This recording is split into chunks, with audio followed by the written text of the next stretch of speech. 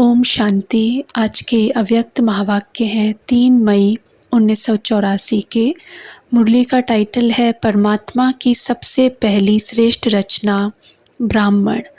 दिलाराम बाप दादा अपने ब्राह्मण बच्चों प्रति बोले, आज रचता बाप अपनी रचना को, उसमें भी पहली रचना ब्राह्मण आत्माओं को देख रहे हैं। सबसे पहली श्रेष्ठ रचना आप ब्राह्मण श्रेष्ठ आत्माएं हो, इसलिए सर्व रचना से प्रिय हो। ब्रह्मा द्वारा ऊंचे ते ऊंची रचना, मुख वंशावली, महान आत्माएं ब्राह्मण आत्माएं हो। देवताओं से भी श्रेष्ठ ब्राह्मण आत्माएं गाई हुई हैं।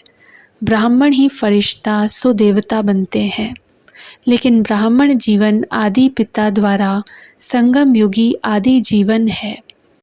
आदि संगमवासी ज्ञान स्वरूप त्रिकालदर्शी त्रिनेत्री ब्राह्मण आत्माएं हैं।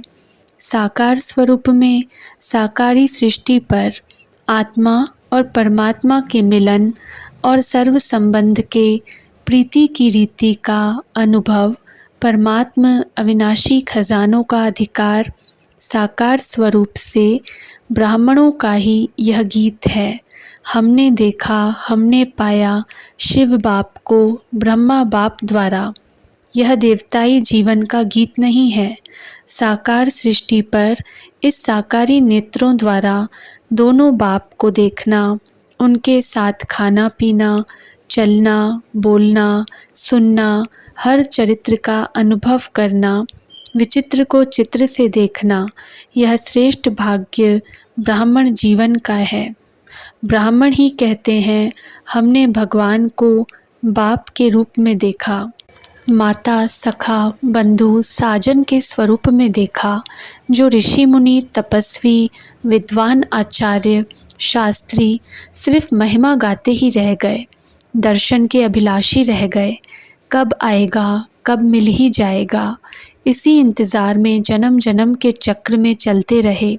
लेकिन ब्राह्मण आत्माएं फलक से, निश्चय से कहती, नशे से कहती, खुशी खुशी से कहती, दिल से कहती, हमारा बाप अब मिल गया। वह तरसने वाले और आप मिलन मनाने वाले।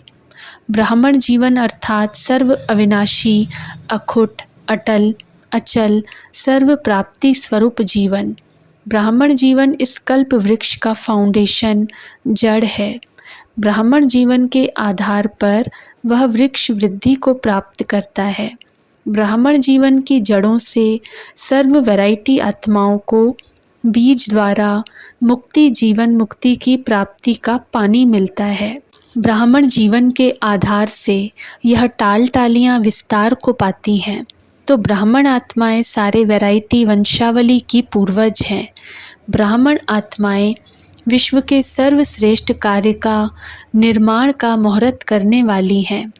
ब्राह्मण आत्माएं ही अश्वमेघ, राजस्व यज्ञ, ज्ञान यज्ञ रचने वाली श्रेष्ठ आत्माएं हैं। ब्राह्मण आत्माएं हर आत्मा के 84 जन्म की जन्म पत्री जानने वाली हैं।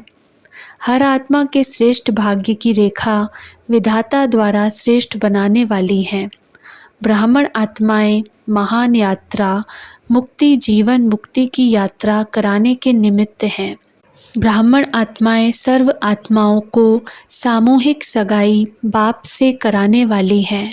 परमात्मा हाथ में हाथ का हथियाला बंधवाने वाली हैं। ब्राह्मण आत्माएं जन्म जन्म के लिए सदा पवित्रता का बंधन बांधने वाली हैं। अमर कथा कर अमर बनाने वाली हैं। समझा कितने महान हो और कितने जिम्मेवार आत्माएं हो। पूर्वज हो, जैसे पूर्वज वैसी वंशावली बनती है, साधारण नहीं हो। परिवार के जिम्मेवार व कोई सेवा स्थान के जिम्मेवार इस हद की जिम्मेवारी नहीं हो। विश्व की आत्माओं के आधार मूर्त हो, उद्धार मूर्त हो। बेहद की जिम्मेवारी हर ब्राह्मण आत्मा के ऊपर है। अगर बेहद की जिम्मेवारी नहीं निभाते, अपनी लौकिक प्रवृत्ति व अलौकिक प्रवृत्ति में ही कभी उड़ती कला, कब चढ़ती कला, कब चलती कला, कब रुकती कला, इसी कलाबाजी में ही समय लगाते वह ब्राह्मण नहीं लेकिन क्षत्रिय आत्माएं हैं। पुरुषार्थ की कमाल पर यह करेंगे, ऐसे करेंगे, करेंगे के तीर निशान अंदाजी करते रहते हैं। निशान अंदाजी और निशान लग जाए, इसमें अंतर है। वह निशान का अंदाज करते रह जाते, अब करेंगे, ऐसे करेंगे। यह निशान का अंदाज करते, उसको कहते हैं क्षत्रिय आत्माएं। ब्राह्मण आत्माएं निशान का अंदाज़ा नहीं लगाती, सदा निशान पर ही स्थित होती हैं। संपूर्ण निशाना सदा बुद्धि में है ही है। सेकंड के संकल्प से विजयी बन जाते। बाप दादा ब्राह्मण बच्चे और क्षत्रिय बच्चे दोनों का खेल देखते रहते हैं। ब्राह्मणों का विजय का खेल और क्षत्रियों का सदा तीर कमान के बोझ उठाने का खेल। हर समय पुरुषार्थ की मेहनत का कमान है ही है। एक समस्या को समाधान करते ही हैं तो दूसरी समस्या खड़ी हो जाती। ब्राह्मण समाधान स्वरूप हैं। क्षत्रिय बार बार समस्या को समाधान करने में लगे हुए रहते। जैसे साकार रूप में हंसी की कहानी सुनाते थे ना, क्षत्रिय क्या करत भय, इसकी कहानी है ना, चूहा निकालते तो बिल्ली आ जाती। आज धन की समस्या, कल मन की, परसों तन की व संबंध संपर्क वालों की। मेहनत में ही लगे रहते हैं। सदा कोई न कोई कंप्लेंट ज़रूर होगी, चाहे अपनी हो चाहे दूसरों की हो। बाप दादा ऐसे समय प्रति समय कोई न कोई मेहनत में लगे रहने वाले बच्चों को देख दयालु कृपालु के रूप से देख रहम भी करते हैं। संगम युग ब्राह्मण जीवन दिलाराम की दिल पर आराम करने का समय है। दिल पर आराम से रहो, ब्रह्मा भोजन खाओ, ज्ञान अमृत पियो, शक्तिशाली सेवा करो और आराम मौज से दिल तख्त पर रहो। हैरान क्यों होते हो? हे राम नहीं कहते, हे बाबा या हे दीदी दादी तो कहते हो ना। हे बाबा, हे दादी दीदी, कुछ सुना, कुछ करो। यह हैरान होना है। आराम से रहने का युग है। रूहानी मौज करो। रूहानी मौजों में यह सुहावने दिन बिताओ। विनाशी मौज नहीं करना। गाओ, नाचो, मुरझाओ नहीं। परमात्म मौजों का समय अब नहीं मनाया तो कब मनाएंगे? रूहानी शान में बैठो। परेशान क्यों होते हो? बाप को आश्चर्य लगता है, छोटी सी चींटी से परेशान हो जाते हो, क्योंकि शान से परे हो जाते तो चींटी बुद्धि तक चली जाती है। बुद्धि योग विचलित कर देती है। जैसे स्थूल शरीर में भी चींटी काटेगी तो शरीर हिलेगा, विचलित होगा ना, वैसे बुद्धि को विचलित कर देती है। चींटी अगर हाथी के कान पर जाती है तो मूर्छित कर देती है ना, ऐसे ब्राह्मण आत्मा मूर्छित हो क्षत्रिय बन जाती है। समझा क्या खेल करते हो? क्षत्रिय नहीं बनना, फिर राजधानी भी त्रेता युगी मिलेगी। सतयुगी देवताओं ने खा पीकर जो बचाया होगा वह क्षत्रियों को त्रेता में मिलेगा। कर्म के खेत का पहला पुर ब्राह्मण सो देवताओं को मिलता है और दूसरा पुर क्षत्रियों को मिलता है। खेत के पहले पुर की टेस्ट और दूसरे पुर की टेस्ट क्या हो जाती है, यह तो जानते हो ना। अच्छा, महाराष्ट्र और यूपी जोन है। महाराष्ट्र की विशेषता है, जैसे महाराष्ट्र नाम है वैसे महान आत्माओं का सुंदर गुलदस्ता बाप दादा को भेंट करेंगे। महाराष्ट्र की राजधानी सुंदर और संपन्न है, तो महाराष्ट्र को ऐसे संपन्न नामी ग्रामी आत्माओं को संपर्क में लाना है। इसलिए कहा कि महान आत्मा बनाए सुंदर गुलदस्ता बाप के सामने लाना है। अब अंत के समय में इन संपत्ति वालों का भी पाठ है। संबंध में नहीं लेकिन संपर्क का पाठ है। समझा?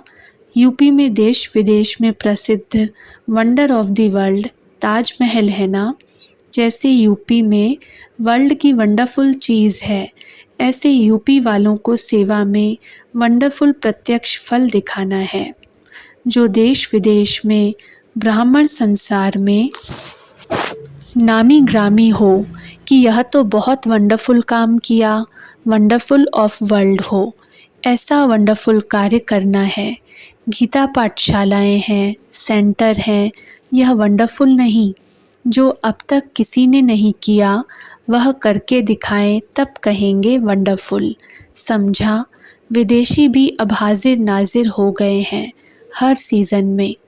विदेश वाले विदेश के साधनों द्वारा विश्व में दोनों बाप को हाजिर नाजिर करेंगे। नाजिर अर्थात इस नज़र से देख सकें, तो ऐसे बाप को विश्व के आगे हाजिर नाजिर करेंगे। समझा विदेशियों को क्या करना है? अच्छा, कल तो सारी बारात जाने वाली है। आखिर वह भी दिन आएगा जो हेलीकॉप्टर भी उतरेंगे। सब साधन तो आपके लिए ही बन रहे हैं, जैसे सतयुग में विमानों की लाइन लगी हुई होती है। अभी यहाँ जीप और बसों की लाइन लगी रहती, आखिर विमानों की भी लाइन लगेगी। सभी डर कर भागेंगे और सब कुछ आपको देकर जाएंगे। वह डरेंगे और आप उड़ेंगे। आपको मरने का डर तो है नहीं, पहले ही मर गए। पाकिस्तान में सैंपल देखा था ना, सब चाबियां देकर चले गए। तो सब चाबियां आपको मिलनी है, सिर्फ संभालना।